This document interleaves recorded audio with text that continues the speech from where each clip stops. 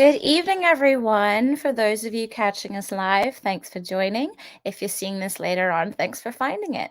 I am here today to talk about, well, I'm not going to be talking about it, they are, but to talk about a fantastic book called Y'all Means All.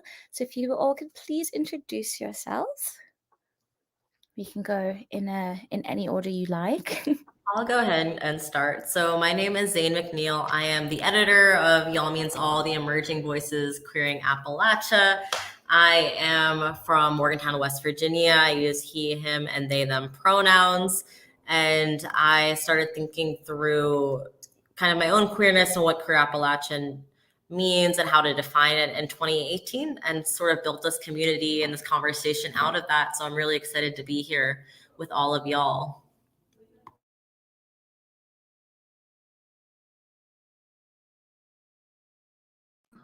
Hi, my name is Beck Banks, and I'm a PhD candidate at the University of Oregon. Originally, though I'm from Eastern Tennessee, grew up in Carter County. And I kind of fell into this project and was really happy that it happened. Originally, I was working on chapters with Queer Appalachia while I was doing an ethnography of transmedia makers. And that fell apart, which I'm sure we'll get into at some point. And when that did have fall apart, I continued to copy edit because I liked the project that Zane had so much, and then found a place for one of my pieces towards the very end of this collaboration. So happy to be here today and to talk about this. Hi, everyone. I'm Rebecca Eli Long. I'm a PhD candidate in anthropology at Purdue University with a background in Appalachian studies and disability studies. So my chapter is really diving into the CRIP alongside the queer and thinking about collective Appalachian futures.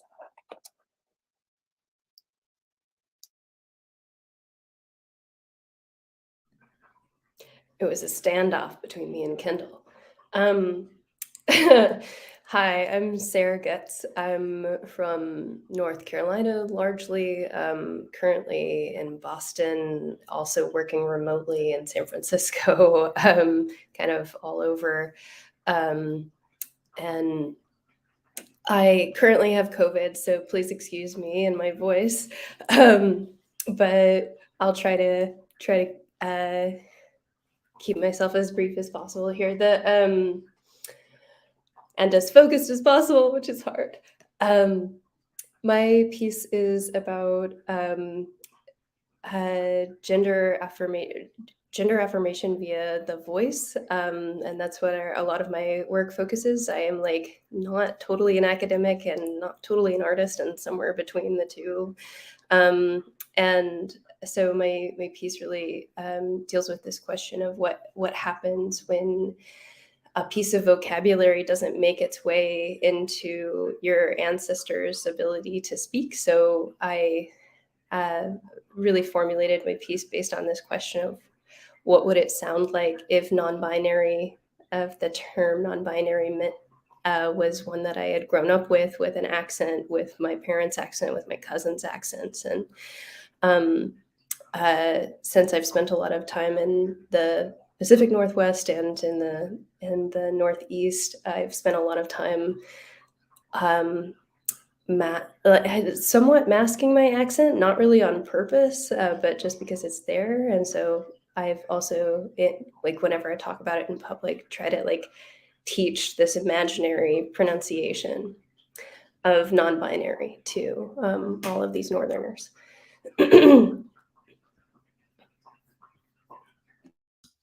Hello. My name is Kendall. Goodness, I never know how to introduce myself or what I do. It feels so complicated, but I will try to be succinct. I'm currently a PhD candidate at the University of California, Riverside. So I am currently teaching online in California. I live in Maryland.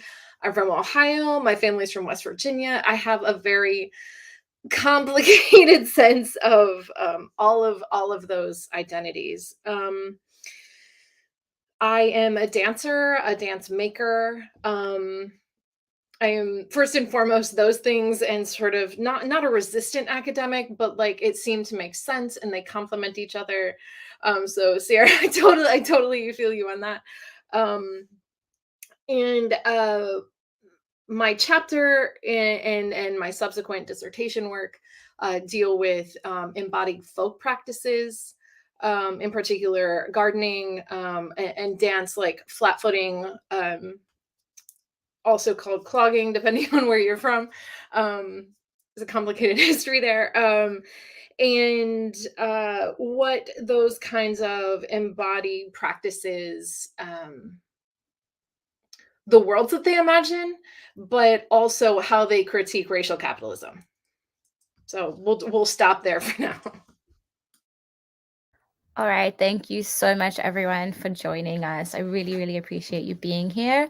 For everyone watching, please remember that you can purchase Y'all Means All through the Busboys and Poets bookshop. The link is displayed at the bottom of the screen. And for those of you watching live, remember that you can chat with us, post a comment. We will respond. Well, they will. They know more about this than I do. I'm so, so happy that we could bring the queer voices that this book is celebrating to the Busboy screen. So I'm going to hop away and let you guys continue the conversation.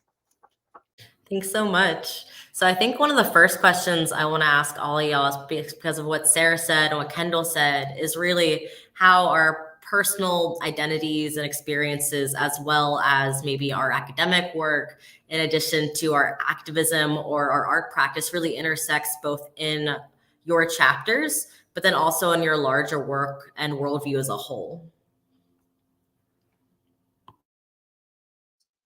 Sure, I can start. So this chapter really emerged out of the beginning of me trying to think about disability studies in conversation with Appalachian studies. So I'm autistic, multiply disabled, mad, chronically ill, etc. And throughout my education, I finally found the field of critical disability studies as a way of thinking about disability history and scholar activism. And that was my goal when I began my master's program, was to write something about disability in Appalachia. But I felt really frustrated in that when I told people I was interested in disability, they assumed I was interested in curing disability or in doing something in the medical setting. And really, I wanted to talk about how we could like build communities where disabled people could be themselves, could celebrate identities and find support and work together to think about how life in Appalachia is queer and should include queer people with disabilities.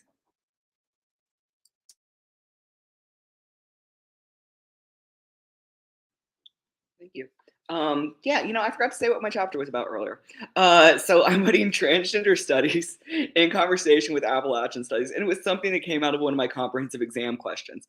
I look particularly at media reception and trans reality, but transmedia studies is kind of my thing. And I came to that as I was really just coming more to myself, and also found myself doing Appalachian studies. I always was kind of doing that in the background, and I was just like, there's a way that I can take everything that I can approach this as a full person.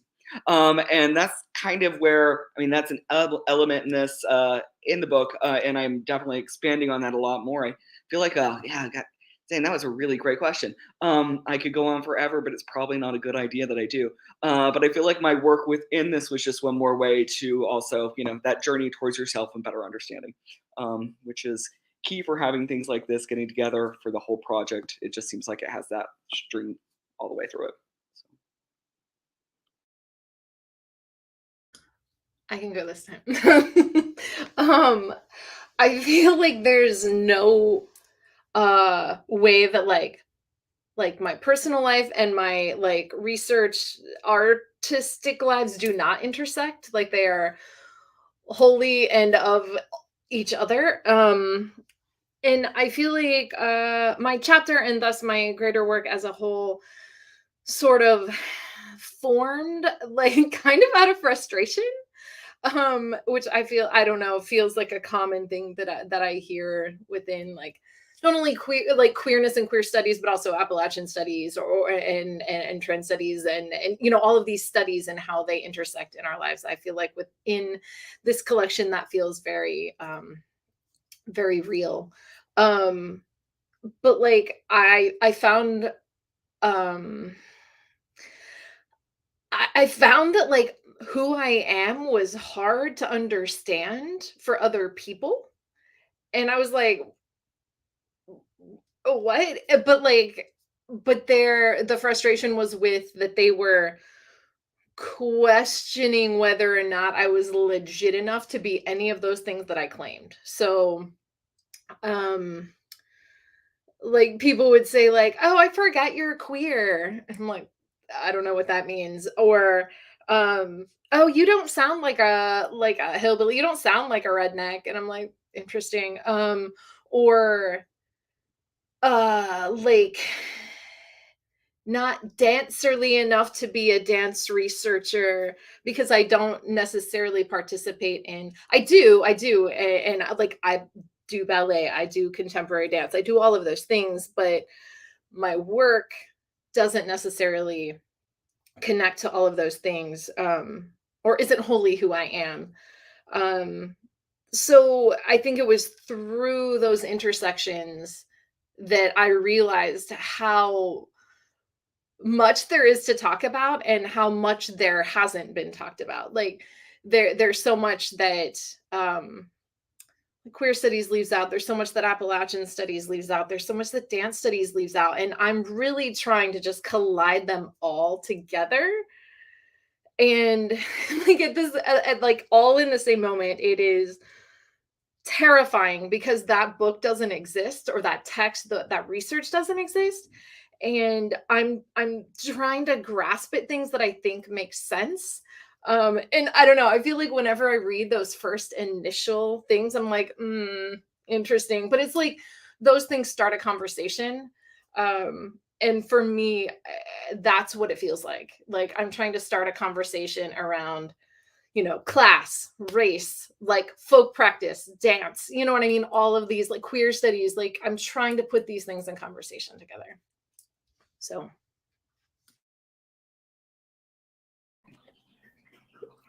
Thanks, y'all, for all of these thoughts. My brain is like a little bit buzzing because I'm like taking it all into. One of I guess where this came from for me and where this like the whole thing sort of intersects was this like Beck was saying, like there's a sense of like self-growth and reflection when you start putting all of your little bits together as the whole. Like you start to see yourself as a whole person and see all of your interests as things that naturally connect. So I was doing work on media. Actually, I was doing work about how at the time, this was in like the mid late teens, so like around 2016, 17, 18, was doing work on how much more I experienced queer people through text than through audio, or in person. So I wasn't actually a Twitter user at the time, but even Instagram felt like a largely text-based front. TikTok didn't exist yet, and so there wasn't a lot of hearing other people. And I was in like at least a year or two into my trans journey before I ever heard the voice of somebody on T, and heard heard and resonated with that. And I was at least that far in before I heard anybody say things that I had learned as an acronym, like AFAB. Like I was just like FAAB. How do you say that? Like I just didn't know, and so it was a really like there's an isolation to at least the spaces that I like. There wasn't queer isolation exactly. Like I knew lots of queers, but I didn't know any trans people. And I'm in North Carolina, and I didn't. Somehow I knew that trans women could exist, but I didn't know that trans men could. And somewhere in these like teen moments, had in the like, I wasn't a teenager. I was in my mid-20s during that moment of the 2017, 18, etc. And there was a moment when I realized, like I mentioned earlier, that I'd never heard non-binary spoken from another Southern person, and wondering like what would all these things sound like, and so it really was like the piece I wrote was absolutely a question, one that I mostly spoke verbally. Like this piece being in writing is the first time that it ever existed in writing, but I had done performances where I talked about this question over and over again, sort of at this like kind of like a radio call, like a walkie-talkie or something, like, hey, is anybody out there who has this experience and wants to talk about this? And I feel like somewhere between when I first wrote this piece and when it was published, my sense of queer community just like exploded. Like just, and to that moment when it seemed mythical at the time, I would like be following people on Instagram who like grew up in California or something, and they were like, oh, I don't know any cis people. Like I don't know any straight people. And I was like, give me your life, assholes. Like, what is that?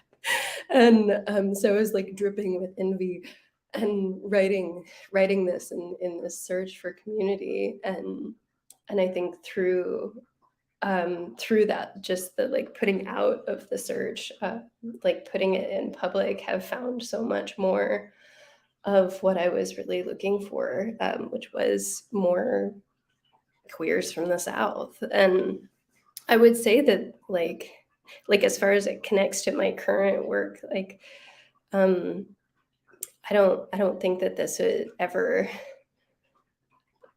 I don't think that journey of trying to like reaffirm my past as well as affirm my current path, like I feel like it's all one big journey together. Like it's a trajectory, right? So like if you can shore up all these like bits of your past, whether that be through like actual like fixing of things that have harmed you, like you know, doing actual resolution, or like in this case just like inventing, like straight up feeling like I was casting a spell on my past to say like, oh, what would it be like if my, you know, 7-year-old self was like talking about non-binariness with my like Southern grandma? Like, is that a possibility?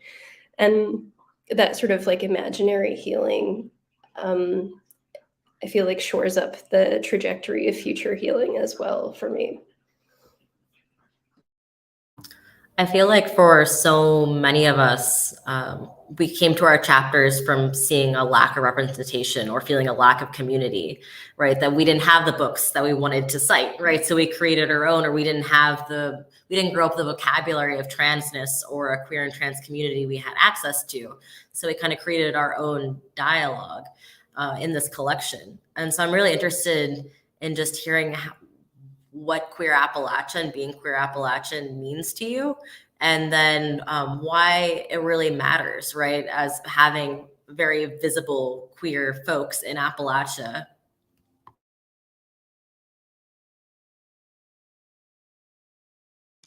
Okay. So what does that mean? So much of this that we're talking about is just being able to articulate your identities.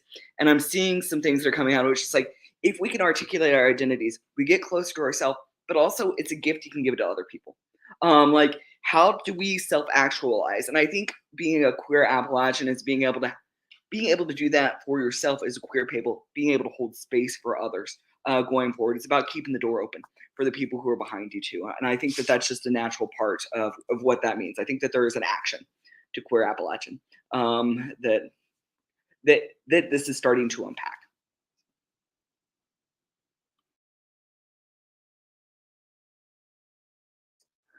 Yeah, so for me, I think queer Appalachian, it means not having to give up part of who you are in order to justify some other piece of your identity, with the caveat that I'm from a little outside of Appalachian, North Carolina originally, but I spent pretty much my entire adult life in the Blue Ridge Mountains of North Carolina and always sort of found that to be like a space of freedom, of possibility, of really being able to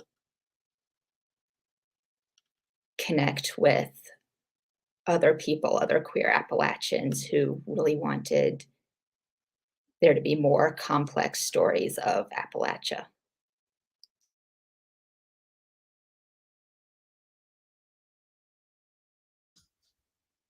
Yeah, Rebecca Eli back. Yeah, yes. To both of those. I'm actually just like, wow, that's really beautiful and taking a second um to be with that. But yeah, I think it's like it gives language to something that I feel like doesn't always have language, or like that we hear really. Um and I feel like while it's queer Appalachian doesn't it's like there's no one definition, right? There's no one way to be it, but that whatever it is, like as queer Appalachians, whatever that is to you, is exactly correct. Um, and it makes space for those of us that don't necessarily fit all of the sort of mainstream or more commercially operating identities of what it means to be um any of the things, right? But like it's I like this idea of sort of not like existing on the fringes, but also the sort of um not quite pin downable fringes. Like it's like a um it's an experience that you have to identify with and be able to articulate. And as I think about sort of um embodied sort of queer constellating is what I'm thinking about. So thinking about how like seeing someone else's sort of incandescence and being like, ah, yes. And maybe like that sort of embodied nature of what it means to be queer and Appalachian. I was gonna take a second just now to write down constellating because that one's great. I actually to like before this was sitting with some of y'all's writing, and Rebecca Eli stated in on the second page of their essay that sorry to quote you, but it's good, so I have to. Disability stigma runs deep in Appalachia, in no small part due to the stereotypes of the region as backward and dependent, essentially itself disabled. And they go on to describe Appalachia as this position as America's other, which is something that Beck also like really gets at in his essay about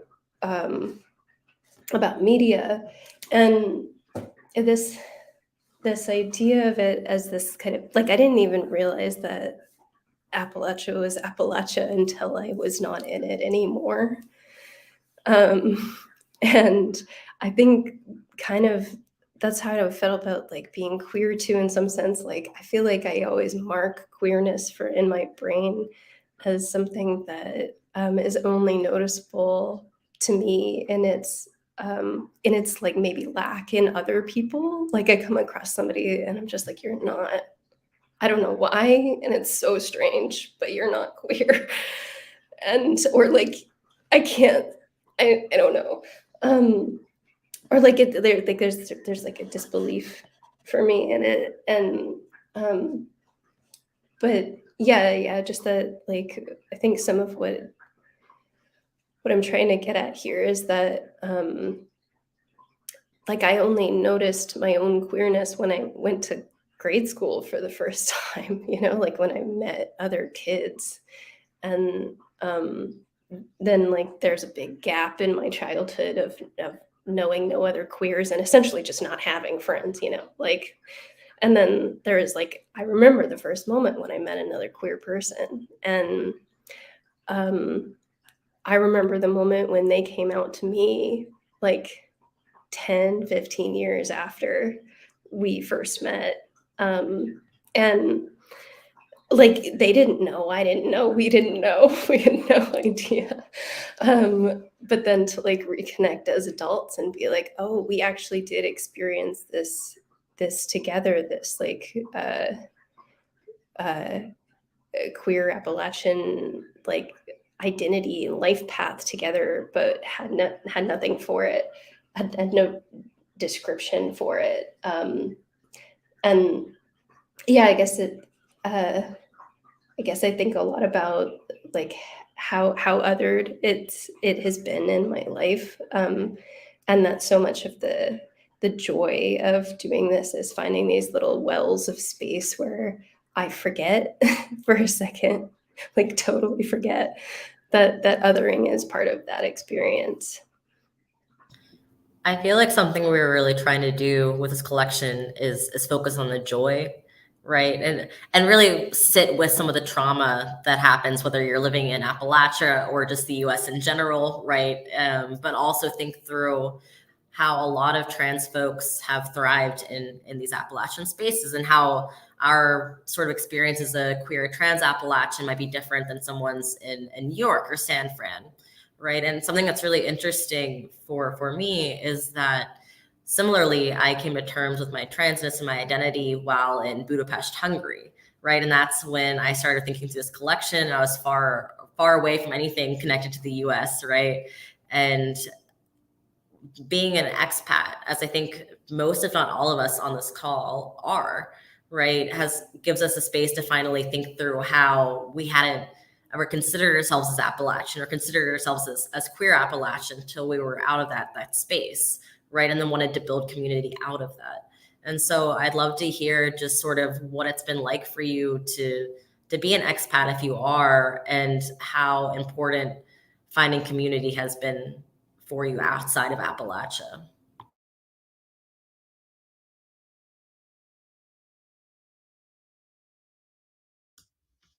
I can jump in. So I feel, man, I have a complicated sort of relationship with my Appalachianness, and I'm not really sure exactly um, mm, if I can claim it properly. Do you know what I mean? Like it's like it's not that I've never. I struggle with not being Appalachian enough to like have a say, really. So, so what I will say is that, my I think I begin my chapter by saying like, "Hey, I don't think I've ever, or I don't necessarily like, I can't ever call like a certain specific place in Appalachia home, even though I can. Um, it's more in like my hill cred. Do you know what I mean? Like I was uh my grandmother, who is fully card carrying, even though she is now passed on to wherever her next adventure has led her, is full on West Virginian to the, you know what I mean, like hardcore. If you can think about the most West Virginian person that you know, it's my grandma. But like, I wasn't aware that the way that I had been raised, which is very, very Appalachian, I don't know how else to say that, was different. And it wasn't until I left to go to school, to go to college, that I was like, oh wait, um, people didn't grow up like this. Like, do you know what I mean? And it felt super othering in that way. Not othering, but just like, oh, I'm unique, is how I in my head made myself think it through. But like, um I think what I appreciate about the claiming Appalachian identity is that um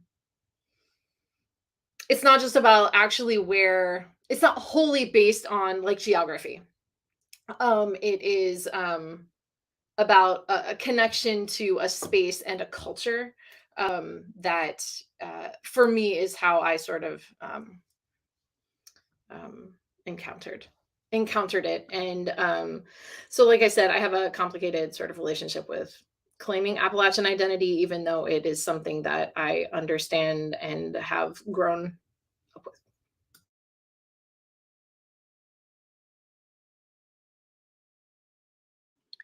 I think my expatness really helped me understand the queer Appalachian identity.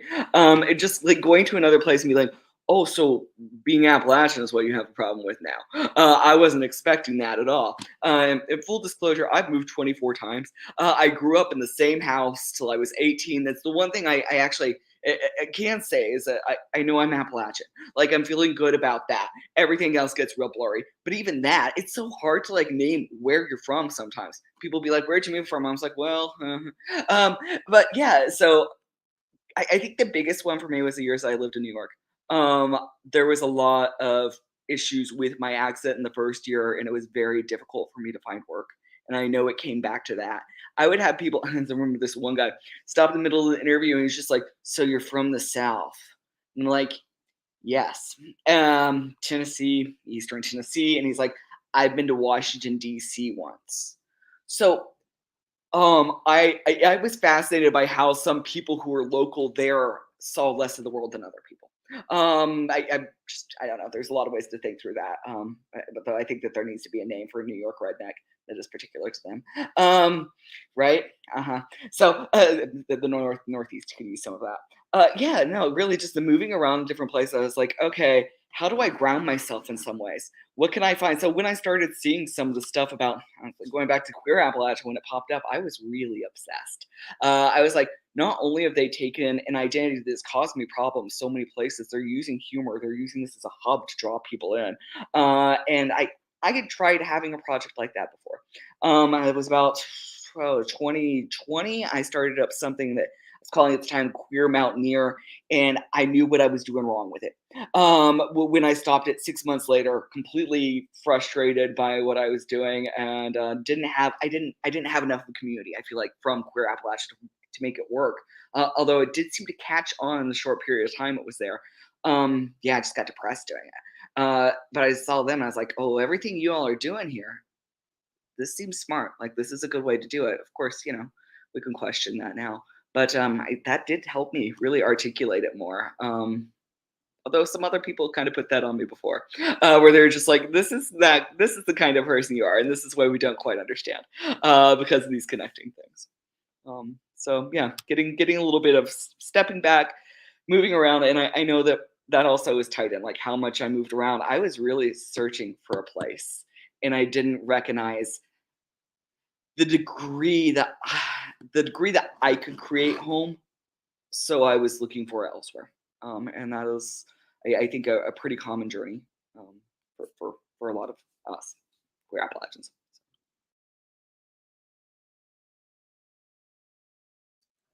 Yeah, I feel like I'm the outlier in that I've only been, I guess, expat for a year, not even a full year since I've been in the Midwest. And full disclosure, I really miss Western North Carolina. And I, I mean, I think just for me, that I found myself living in Appalachia and approaching Appalachian studies. At the same time, I was sort of coming to terms with my identity in terms of disability, in terms of queerness. And so I think that really found me thinking about issues of embodiment, of activism, of relationships, really intertwined, to go back to the word constellating, with Appalachia. And yeah, it hasn't been quite the same out in Indiana since. This is a kind of a funny question for me because, like, I guess I am an expat. I don't live in Appalachia. I don't live anywhere in the South right now, and I haven't for the last, like, well, it depends on how you read Ohio. But because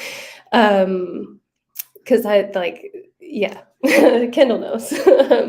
But I've just lived in Ohio for like 3 years, and I'm not gonna lie to you, y'all. Like, I never wanted to leave the South. Even with all the kind of isolation that I was experiencing there, in terms of transness, in terms of like queerness, like if you want to if you want to separate those, and people seem to always want to separate those. So um but in terms of like sexuality, identity, that kind of thing, not that I can't separate it now, but when I was living in North Carolina, I had no access to transness, but I was very much not alone in that during that era.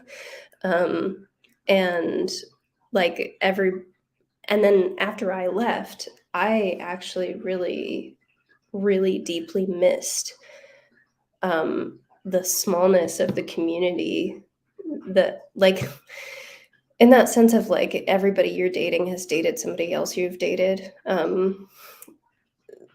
That kind of like, Jesus Christ, here I am in a conversation about queer Appalachian, trying not to talk about like stereotype stuff, but it is kind of incestuous. It literally is, because like you're like dating a person who, like, you've all slept with the same people, but, or maybe not even slept with the same people, but like, if you're gonna date them, X person, you need to talk to Y person and make sure it's fine. And like, and this was before like I had any polyamory vocabulary either. So like, anyway, my point is that when I left, I was going to grad school in Ohio, and found an amazing community of queers in Ohio also, because queers are everywhere, but they are absolutely there. And it was a student of mine that first introduced me to the concept of non-binary, actually. And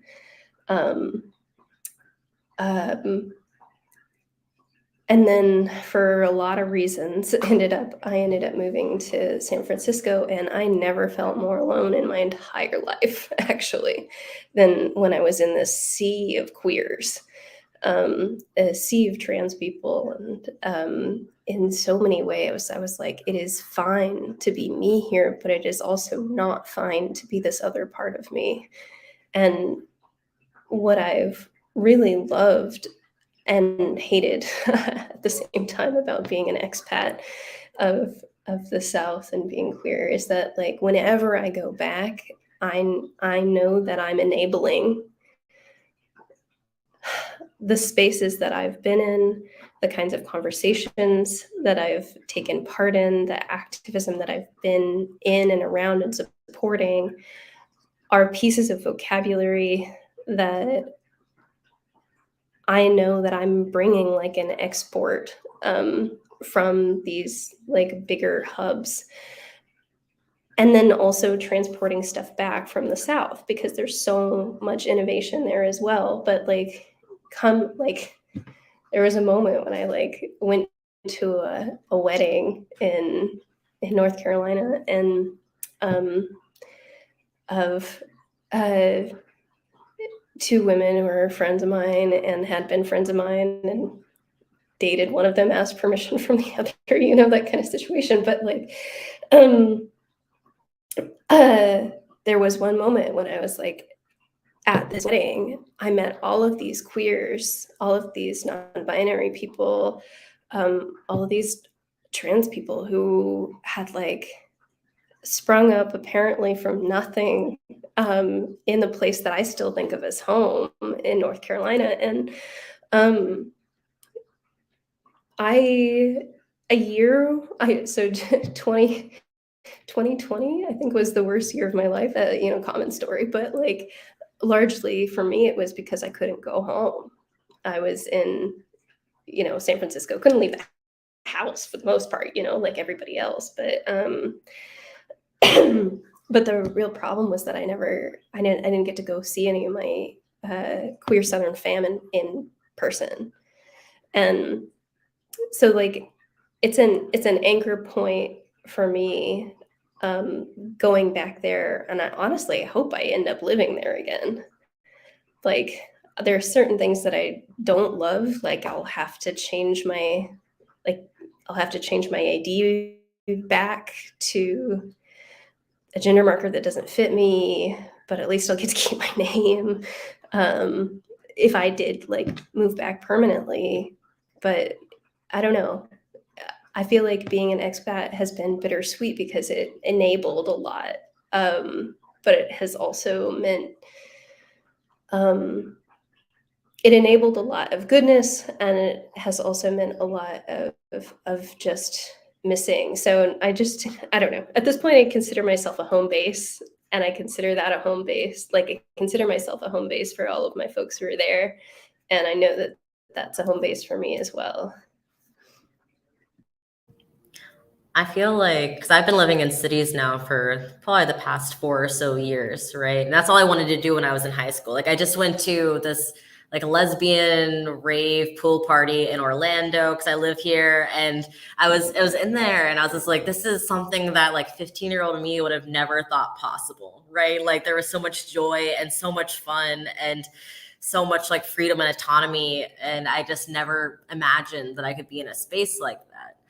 But in the other way, like I feel like being queer and trans communities in West Virginia is so different than other queer and trans communities, especially compared to like DC or New York or Orlando, right? And so when I come back home, I feel like I don't have to perform a queerness that doesn't fit in me to be read as queer, right? Because so much of my identity as like a non-binary person who's also like gender fluid flux, and bisexual is having to feel like I have to prove myself in these spaces. And also a lot of that is around in cities around gay capitalism and about all this other like weird gay gentrification stuff and like depoliticizing gayness into just like love who you love, right? Which never really made sense to me. And so when I come back home to Morgantown and I feel so much more free to be myself, and it's like you were saying, you just look at someone, you're like, oh, that's another queer person. This person's safe, right? And being able to know what spaces are safe and who is safe, and really how all of that is connected to sort of like a dirt queer, sort of low income, mutual aid kind of space, right? Because so much of being queer and trans in West Virginia is you never had a chance to be anything else, right? And so there's this really cool radical advocacy that's attached to queer and trans identities that you don't see in other spaces. So when I go home, it also feels like coming home to myself as well. And so hopefully we have enough time for 2 more questions because I have 2 more I want to ask you. So don't spend as much time on this one, though I know everyone will want to. So I'm pretty sure we're all either in academia currently or sort of had been in academia and are recovering from it. And so one of the pushbacks we've gotten from this book is that, it's a little bit too academic, or it's engaging in theory instead of just personal narratives and putting those in dialogue with each other. And so I'd really love to hear your opinion about whether you think academia has really anything to offer organizers and activists, and whether queer theory and Appalachian studies and the other disciplines you work in can have an actual material impact outside of academic spaces.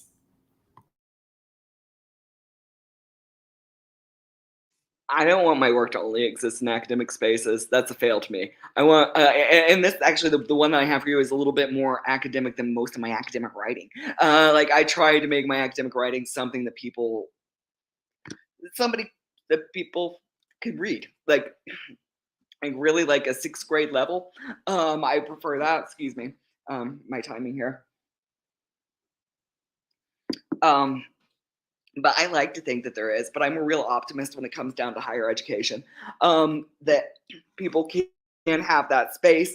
And I would love it to be, because so many people who are queer use college as a means of escape, where they're just like, hey, I'm using this to go somewhere else. I'm just like, if we're going to have that, then we need to be able to make sure that it's open to everybody and it is so applicable, and that people can find themselves through academia, through activism, and these things, these walls start to kind of come together more and more. Yeah.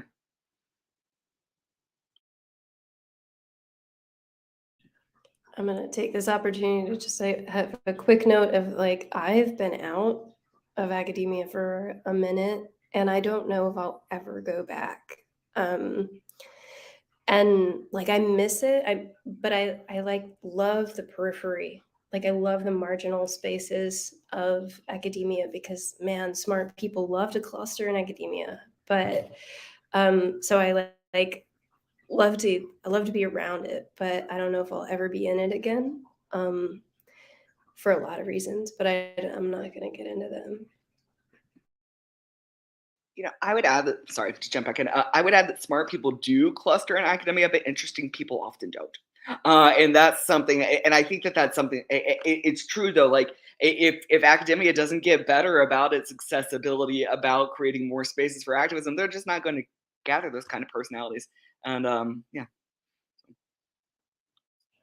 Yeah, I mean, I think there's a lot that really needs to change about higher education, as in possibly just burning the whole thing down for it to like really make um, like a true material difference in a lot of ways. But I also think there's value in whether we call it higher education or we call it studying together, if we call it co-learning, mutual learning, just discussing and thinking together and figuring out how to bring different perspectives to collective problems. I do think there's value in that. And I think that's one of the things I really like about this collection is that it's not entirely academic. It's really got a lot of personal narratives woven into it, but that is itself sort of a theoretical contribution of the book. So, as I'm sure you all will laugh, I have a whole lot to say about this. So, I'm, I'm gonna try to. Um, I think that there. So, I think you can be in academia, but not of academia. So, thinking about dismantling academia from the inside. Um, let's like Rebecca Eli says, let's just burn it down. Like I'm totally here for that. But so I also like practical things. Do you know what I mean? Like so thinking about dismantling from the inside, or using resources for uh, betterment, or you know what I mean, more mutual aid. It's like, hey, I've got access to this journal, what do you need, let me get that for you. So maybe using our resources to help where we can. Also theory, one of the very early things I learned, that sometimes theory isn't made to be understood. It's a thing that people do to pretend that they belong in places. And for me, theory is, if it's not practical and it's not useful and you can't explain it, then it's not really worth our time. So I like to think about making these sort of really annoying white dudes we read, are forced to read in a lot of spaces, understandable, and we can explain it that way. But I also like to think about what my mama might have to say, I don't know, Deleuze, right? Like, what would my mama have to say? Or Foucault. I mean, throw in any sort of dude, right? But what are they saying to each other? How can they communicate? Maybe how my mama's critiquing them, right? So I like to think about that conversation. I love that so much. I think what makes me so proud about this book, I love everyone's chapters and I love the community we created, but it's like the index, right? Because it shows who we're in conversation with. And it's a conversation and a genealogy that many people would say couldn't exist, right? Because I'm just gonna like go through, there's like ableism here, there's performative activism, there's the AIDS memorial quilt, there's Black feminism, disidentifications, gender justice, disability justice, just a ton of really cool theories in conversation with each other, and bringing this into what direct action work can say to theory and how theory can inform direct action. Really, like the theory praxis of this book is really where I find its strength, along with us understanding ourselves and then creating an archive of what queer Appalachia can mean to many people. And so the last question I want to ask all of you is, I feel like in all of our chapters, we are really optimistic, right? We're thinking through what a queer Appalachian future could look like, and how that connects to disability justice, how that connects to challenging and destabilizing white supremacy, what environmental justice can look like, what queer liberation can look like, what moving towards land back and indigenous liberation can look like, and really challenging settler colonialism, and all of these in conversation with each other. So from your own chapters and your own work, like what does a queer Appalachian future look like to you?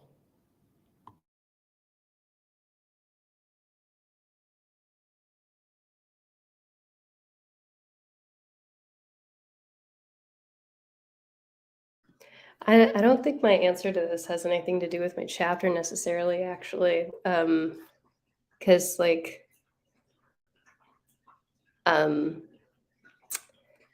no more gerrymandering, no actual voter enfranchisement. I think that's the thing. Like a lot of what I'm thinking about when I'm thinking about a future of queer Appalachia is so much good work is currently happening now everywhere. One of the beautiful things I love about going through the index, actually, I just flipped to it when you mentioned it. I was like, oh yeah, song is mentioned here. This other organization is mentioned there. Another organization mentioned this other place, and I'm like, God, people are doing such good shit. And what I imagine when I imagine a future of queer Appalachia is just those voices being the dominant voices. I imagine a queer TV show that's not set in New York or San Francisco. What a notion. I imagine people maybe else places stopping thinking that we're somehow unicorns or something, and recognizing that there's plenty of queers doing plenty of very intelligent and compelling activism, and writing and thinking and doing and art in that space. And well, I guess I do say this in my piece that I always imagine a universe of southernness. I'm going to make that a little bit more broad because I'm not just from the Appalachian region, I'm from the South a little bit more broadly. And my family is more from the South a bit more broadly. And I imagine that having queerness incorporated into it, and that more than as I was reading in Beck's thing earlier today, more than Hee Haw or hillbilly, sorry, the hillbilly show, the Elegy, and the other one, the Beverly Hillbillies. If queerness was one of the first things you thought of when you thought of an Appalachian person, that's the vision that I get. Yeah, so I'll go really quickly. My chapter talks about what if a good future includes disabled people? Like, what if disabled people exist in the future? And what if we celebrate that, accept that, work with work with that simple fact of existence and don't just see disability as something to be cured or eradicated. And so I say that in this chapter, and then I would say sort of my work more broadly is really insisting that on an individual level, disabled people, queer people, we should be able to have a future for ourselves, sort of even in a world that tries to keep us from having a future a lot of the time.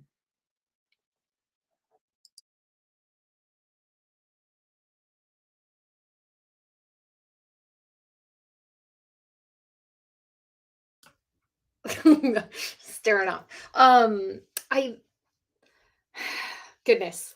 I think a queer Appalachian future has a lot of potential. It has a lot of joy, a lot of love. Um, I mean, not that it doesn't now, but like it becomes more like visible to people that aren't of the community. I think it's like it's like plants are telling us these things, right? Like we allow, for light, we allow for, the things that we need to grow and expand and become our best selves, whatever that best self looks like.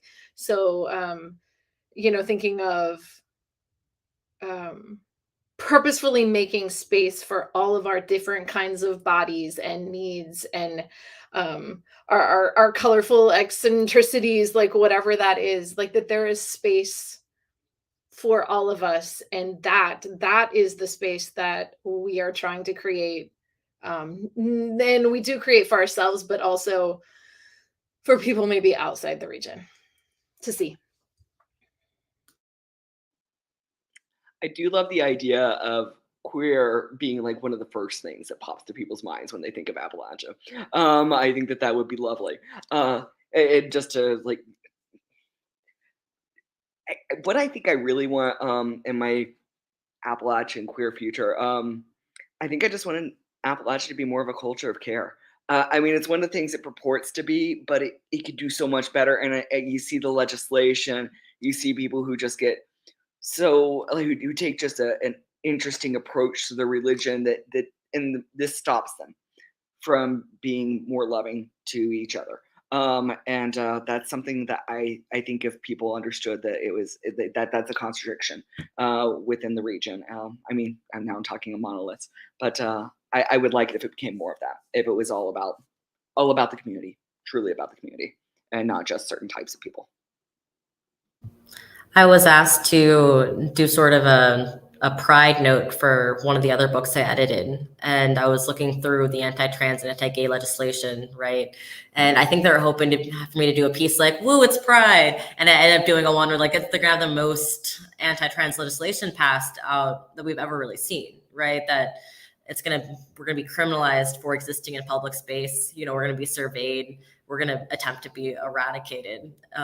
And so thinking back to Rebecca Eli's point, right, just the idea of being able to exist and to thrive, and that in itself shouldn't be such a revolutionary idea, right? And so even though this book is really about building futures and celebrating our communities and our worlds and saying we exist and creating this archive, we're really in a defensive moment, right? And we have been for a while, and for queer and trans people of color, Black folks, like they've faced so much more precarity and violence. And so just I think sitting up for your communities, I'm writing this piece right now in Baltimore, a pride flag was burned, right? And that led to the injuries of 3 people, and we're seeing hate crimes all around the US increase. And so moving past just like this discourse of change and imagining, and I think there's such a good space for that, and this collection is a testament to that, this community we've built, but really acting with each other as a community defense is something that I think we need to start moving towards as the future gets kind of scary, as much as we dream that it might be otherwise. So thanks for holding the space and being part of this dream making with us today. Support Busboys and Poets. If you want to get this collection of the book, please get it through them. And we really appreciate you having us tonight. All right, everyone. Thank you. We really appreciate you joining us. That was a fantastic discussion. I also really love the idea of a queer show that is not based in New York or San Francisco. Wouldn't that be a dream? All right. Thank you so much for joining us once again. I hope you all have fantastic evenings. I hope you feel better from COVID soon. I'm so sorry to hear that. Sending you all the love and all the health. Thanks once again. And everyone watching, please have a great evening.